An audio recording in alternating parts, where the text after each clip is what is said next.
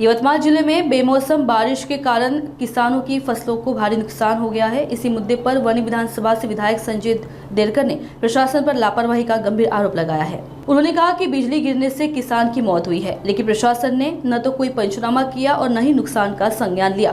देरकर ने बताया कि कई बार ज्ञापन देने के बाद भी कोई कार्रवाई नहीं हुई, जिससे किसान बेहद परेशान है। उन्होंने तत्काल मुआवजे की मांग करते हुए प्रशासन को चेताया है कि यदि जल्द निर्णय नहीं हुआ तो वे आंदोलन का रास्ता अपनाएंगे।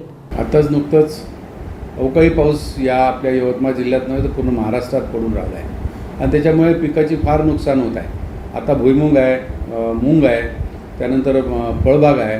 या फळबागाची या हवा दोन वारा दोन आणि पावसामुळे नुकसान खूप शेतकऱ्यांची झाली आहे।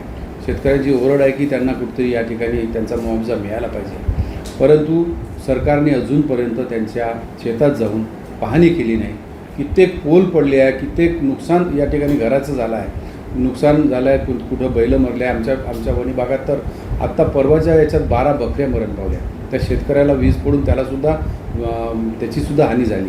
अशा परिस्थितीत आम्ही तहसीलदार कलेक्टरला सांगितलं, परंतु अजूनपर्यंत त्याचा कुठंच उहापोह किंवा काही होत नाही। सरकार याच्यावरती अजूनपर्यंत लक्ष घातलं नाही। त्यांना शेतकऱ्यांना याचा नुकसान भरपाई मिळाली पाहिजे असं आम्ही या ठिकाणी त्यांना निवेदनसुद्धा दिले, परंतु अजूनपर्यंत त्यांचं सर्व्हेसुद्धा झाला नाही।